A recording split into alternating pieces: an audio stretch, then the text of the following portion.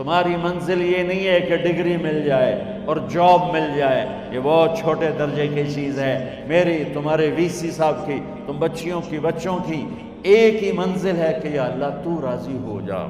اللہ تجھے مرنے سے پہلے پہلے حاصل کرنا ہے، ڈھونڈنا ہے، پا لینا ہے، راضی کر کے مرنا ہے۔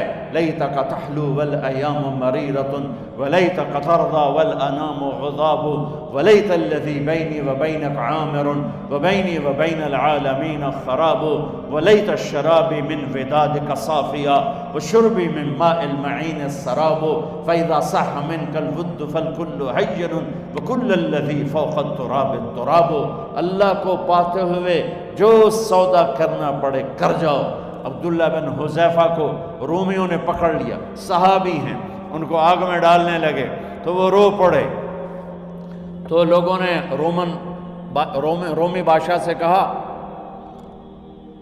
کہ یہ رو پڑا ہے، ڈر گیا ہے، ان کا لے آؤ، میرے پاس لے آؤ۔ ان کو واپس لائے تو رومن بادشاہ نے پوچھا کیوں روئے ہو، موت سے ڈر گئے ہو؟ کہنے لگے موت تو ہمارے لیے سب سے بڑا تحفہ ہوتا ہے، میں اپنی بے بسی پہ رویا ہوں۔ کہ کیا بے بسی ہے؟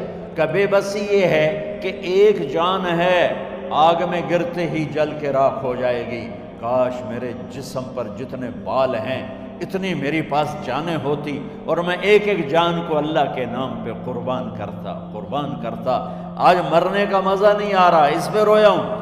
تو بادشاہ اتنا حیران ہوا، انہوں نے کہا تو میرا ماتھا چوم دے اور میں تمہیں آزاد کرتا ہوں۔ تو اس کا ماتھا چوما، انہوں نے چھوڑ دیا۔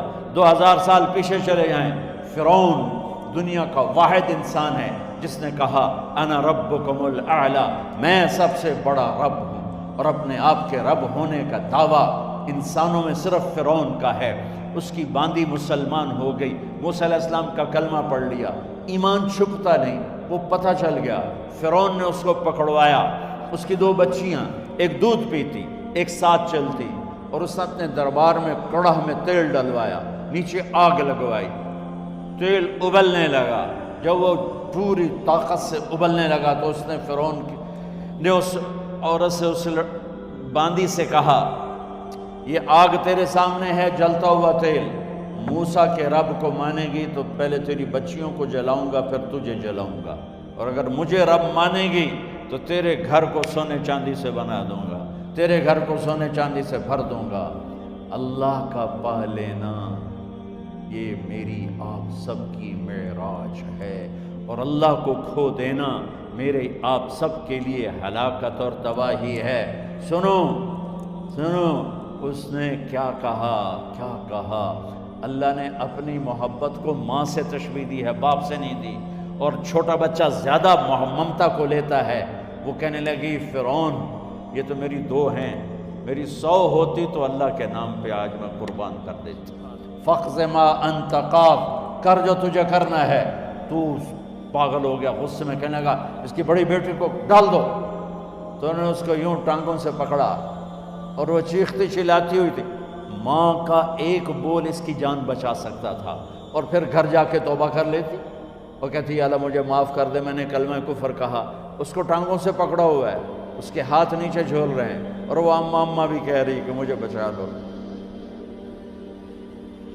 ماں نے اپنی آنکھوں سے بچی کو تیل میں یوں ڈوبتے دیکھا، اور پھر وہ ابھری جیسے مچھلی تلنے کے لیے، جیسے مچھلی تلی جاتی تو باہر آ جاتی، اوپر آ جاتی، تو وہ ایسے بلبلے اٹھ رہے تھے۔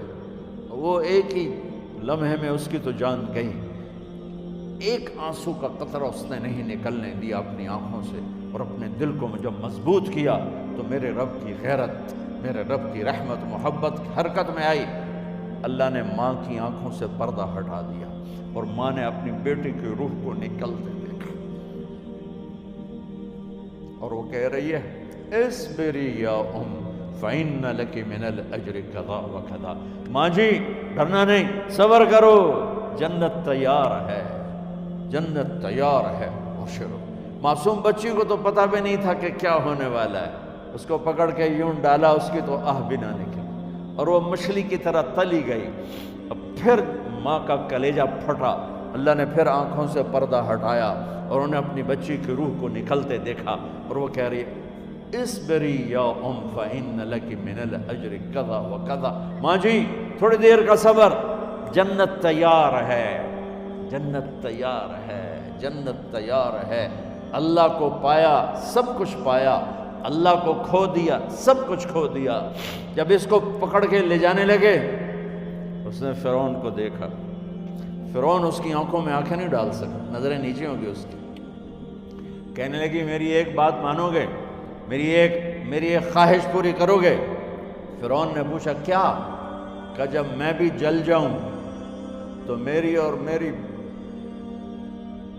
بچیوں کی ہڈیوں کو اکٹھے دفن کرنا، باہر پھینک نہ دینا، دفنا دینا۔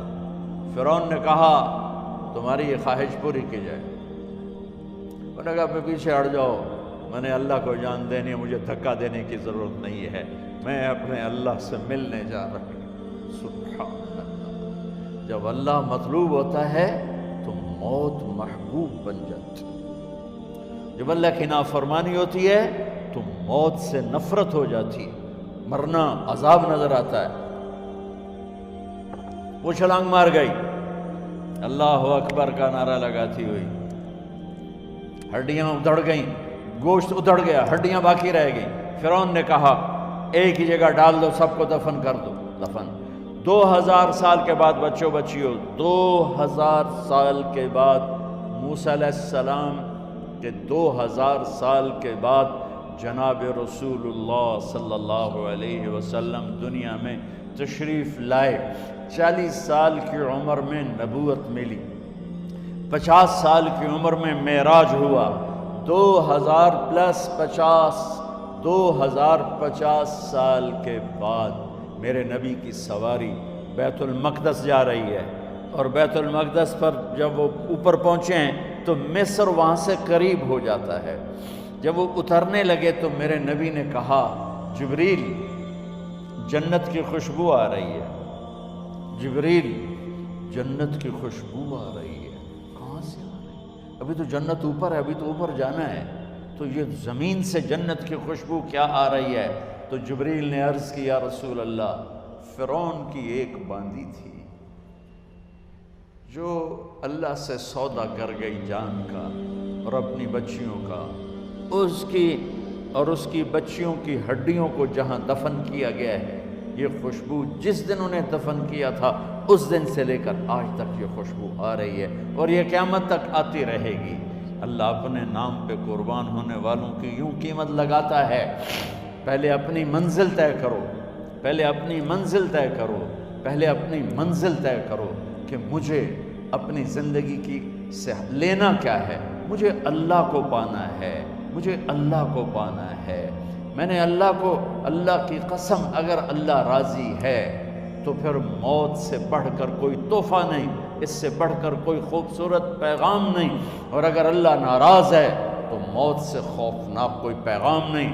عمر بن عبدالعزیز 3 بر اعظم پر حکومت کی، عمر بن عبدالعزیز، بنو امیہ، مروان 9 مہینے حکومت کی، اس کا بیٹا عبد الملک بن مروان 21 برس حکومت کی، اس کا بیٹا ولید 10 سال حکومت کی، اس کا بیٹا سلیمان 2.5 سال حکومت کی۔ اسی تخت پر بیٹھے عمر بن عبدالعزیز۔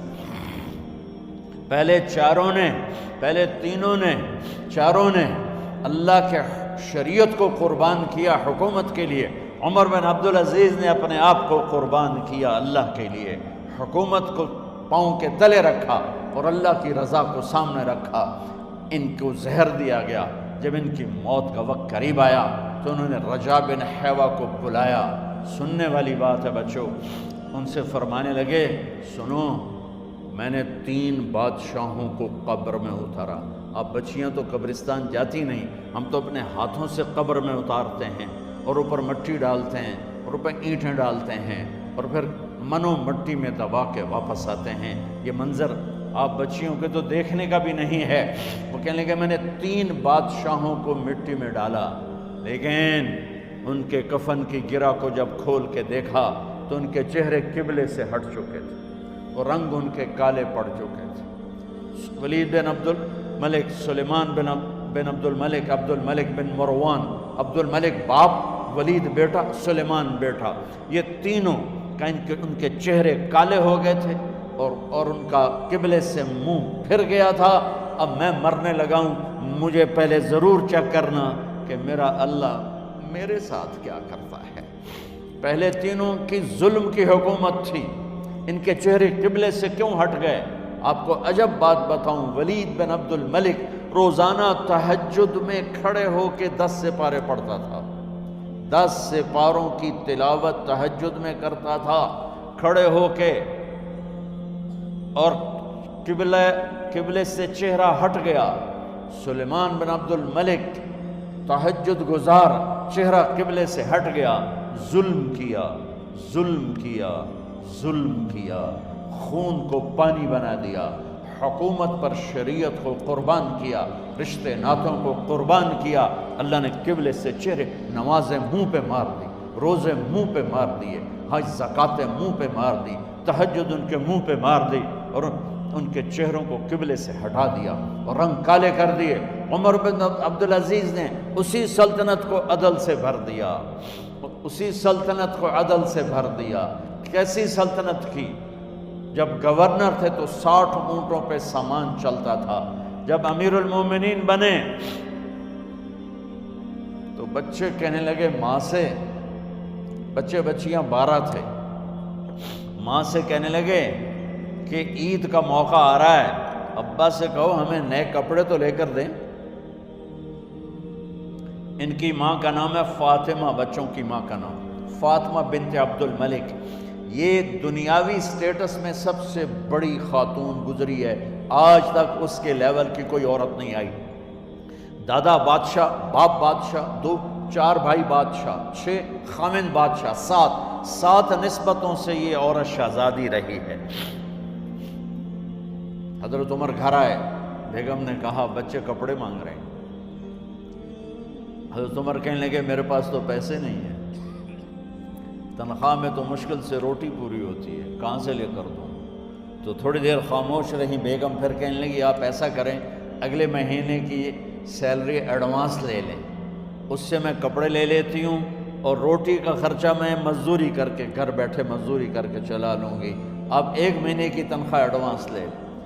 حضرت عمر بن عبدالعزیز واحد خلیفہ ہیں جن کے دور میں 3 بر اعظم میں زکوٰۃ لینے والا باقی نہیں بچا تھا۔ یہاں لاہور بھی ان کی حکومت کے نیچے تھا، جنوبی اسپین فرانس ان کے حکومت کے نیچے تھا، کاشغر تک ان کے حکومت کے نیچے تھا، استنبول کے دروازوں تک ان کی حکومت تھی۔ 3 بر اعظم میں ایک آدمی زکوٰۃ لینے والا نہ بچا، اور اپنا حال یہ ہے کہ بیگم سے کہہ رہے ہیں پیسے کوئی نہیں، کپڑے کہاں سے لے کر دوں؟ اور بیگم طریقہ بتا رہی ہے کہ آپ اگلے مہینے کی تنخواہ ایڈوانس لے لیں، اس سے میں کپڑے لے لوں گی، اور چولہے کا خرچہ، روٹی کا خرچہ میں گھر بیٹھ کے مزدوری کر کے کما لوں گی۔ تو حضرت عمر کہنے لگے ہاں یہ ٹھیک ہے۔ باہر آئے وزیر خزانہ مزاحم، انہیں بلایا کہ بھائی ہمیں اگلے مہینے کی تنخواہ ایڈوانس چاہیے، یہ تنخواہ والے لوگ بیٹھے ہوئے تنخواہیں لیتے ہیں۔ اس نے کاغذ قلم آگے رکھ دیا، کہا حضرت یہاں لکھ کے دے دیں، آپ 1 مہینہ زندہ رہیں گے میں تنخواہ دے دیتا ہوں، آپ مجھے لکھ کے دے دیں آپ 1 ماہ زندہ رہیں گے میں آپ کو تنخواہ دے دیتا ہوں۔ چپ کر کے اٹھے، ایک لفظ نہیں بولے، گھر گئے۔ حضرت اپنی بیگم فاطمہ سے کہا بیگم بچوں سے کہہ دو کہ باپ کے پاس کپڑے لے کر دینے کی سخت نہیں ہے، اور خزانے ایسے بھرے پڑے تھے کہ زکوٰۃ لینے والا کوئی نہیں تھا۔ عید کی نماز ہوئی، نماز کے بعد جب ساری فیملی ملنے آئی اور بچے بھی ملنے آئے تو ان کو دیکھ کر ان کی آنکھوں میں آنسو آ گئے۔ کہنے لگے بچوں آج تمہیں دکھ تو ہوگا اپنے باپ پر کہ ایک جوڑا کپڑا بھی لے کر نہ دیا عید کا۔ تو ان کے ایک بیٹے نے کہا ابا جان آج ہم بڑے خوش ہیں، ہمارا سر اونچا ہے کہ ہمارے باپ نے مسلمانوں کے مال پہ ڈاکہ نہیں ڈالا، ہمیں قربانی کا بکرا بنایا، لیکن مسلمانوں کے مال میں خیانت نہیں کی۔ یہ ان کا طرز حکومت تھا، اس طرح انہوں نے حکومت کی۔ گھر میں تشریف لائے تو بیٹیوں سے بات کی تو انہوں نے منہ پہ ایسے دوپٹہ رکھا ہو، منہ پہ دوپٹہ رکھ کے بات کریں تو فرمانے لگے کپڑا تو ہٹاؤ، دوپٹہ کیوں رکھا ہوا ہے؟ تو گھر کی خادمہ زور زور سے رونے لگی، کہنے لگی امیر المومنین آج آپ کی بیٹیوں نے کچا پیاز توڑ کے روٹی کھائی ہے تو وہ اس کی بو ہے منہ میں، آپ کو بو سے نفرت ہے اس لیے منہ پہ کپڑا رکھ لیا ہے۔ تو حضرت عمر اتنا روئے کہ ان کی داڑھی تر ہو گئی۔ کہنے لگے آخر میں جب تھوڑا آسرے میں آئے، کہا میری بیٹیوں تمہارا باپ تمہیں بڑے اچھے کھانے کھلا سکتا ہے لیکن میں جہنم کو برداشت نہیں کر سکتا، میں جہنم کی آگ برداشت نہیں کر سکتا۔ اب مرنے کا وقت آ گیا۔ جب وہ گورنر تھے تو 60 اونٹوں پہ ان کا سامان چلتا تھا، اور جب وہ امیر المومنین بنے تو عیادت کے لیے لوگ آ رہے تھے تو سالے عیادت کے لیے آئے، فاطمہ کے بھائی، کپڑے دیکھے امیر المومنین کے تو بہن کو ایک طرف کر کے فرمایا، بڑے نیک سرداروں میں سے تھے یہ مسلمہ بن عبد الملک، کہنے لگے امیر المومنین کے کپڑے تبدیل کروا دو، لوگ پوچھنے آ رہے ہیں تو میلے کپڑے اچھا نہیں لگتا۔ کہا جی بھائی کرواتی ہوں۔ اگلے دن جب وہ حال پوچھنے آئے تو پھر وہی کپڑے تھے، تو انہوں نے ان کو الگ جا کر کہا بہن میں نے تمہیں کہا تھا کپڑے بدلوا دیتی، کیوں نہیں بدلوائے؟ تو وہ رونے لگی، کہنے لگی کہاں سے بدلواؤں، جوڑا ہی ایک، کہاں سے بدلواؤں؟ اور حکومت کتنی تھی؟ 3 بر اعظم کی، 3 بر اعظم کی حکومت۔ ہمارا تو پٹواری امان کا نہیں ہے، وہ 3 بر اعظم کی سلطنت لے کر ایک جوڑے میں اللہ سے ملنے جا رہا ہے۔ جب ان کا انتقال ہوا، سلیمان بن عبد الملک کی ڈیڈ باڈی جب قبر کے قریب لائے اتارنے کے لیے تو ایسے ایسے ہلنے لگا، اس کا پورا جسم ہلنے لگا۔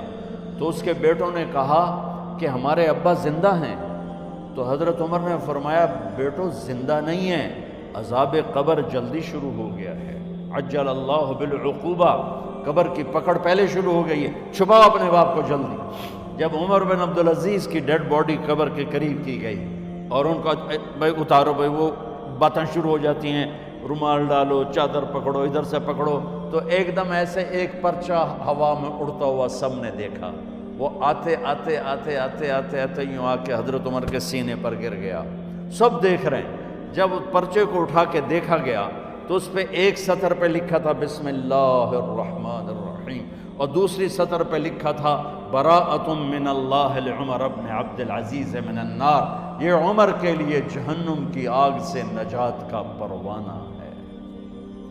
3 بر اعظم کی سلطنت لے کر وہ جنت کا پروانہ لے کر دنیا سے گئے۔